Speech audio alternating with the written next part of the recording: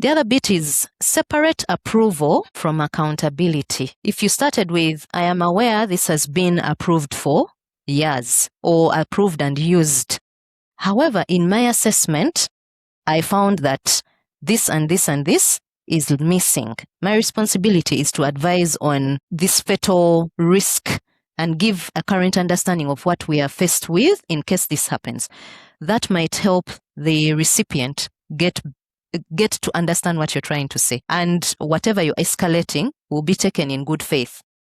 Because if you have, like I said earlier, I had a resident engineer who was not insecure in his position. I mean, what can a technical advisor do that would take my job? Not much. He has more than 40 years of experience. I'm not coming in now at 20-something years, at 30-something years to put him off. No. Then you'll find those who are triggered easily. This person wants to take my job, So that kind of scenario then makes you question your escalation tactic. You need to separate approval from accountability. Those kind of leaders who are insecure are going to feel you're trying to make them look bad, to lose their jobs, to lose. So you come in with, my responsibility is to bring this to your awareness or make you aware of this. But beyond this, if we continue this way, this is what we are up for. So you update the risk position, in other words. And then it protects you from coming off as disrespectful or being framed as disrespectful or wanting to overthrow your boss, your manager, you're outshining your manager, things like that. The other bit that would make it less neutralizing is you escalate through risk ownership, not hierarchy. Okay? Of course, there are moments where it will be a bit difficult for you because you're required, say, to let the manager know, but your colleague, same level colleague, says no, first tell me, but you're not even on site. So how am I supposed to let you know? Because the whole thing in this is a timing aspect as well. So do you escalate so fast? Do you escalate so slow? And in between that, there's obviously an impact. If you escalated something critical, or if you delayed to escalate it, it would definitely backfire on you because you were waiting for your same level workmate.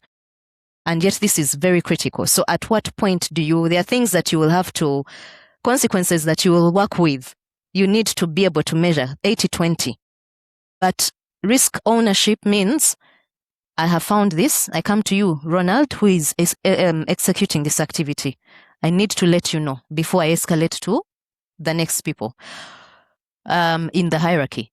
Then again, this person who is on your level that wants you to let them know. Yes, there are things that will happen that way, but then there are incidents that are not going to even allow for me to come and wait for you to come back to the site for me to let you know.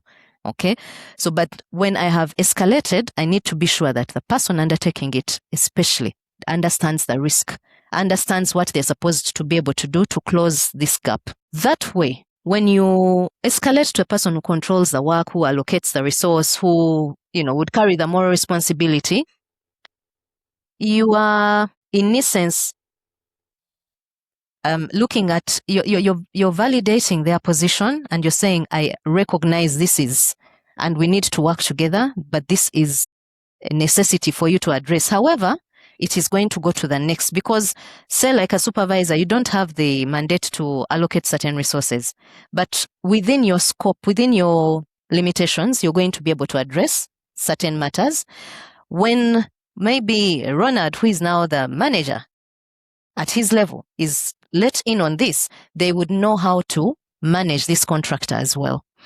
So instead of being silent, because silence in this case also reflects or deflection is data in a way, you could easily be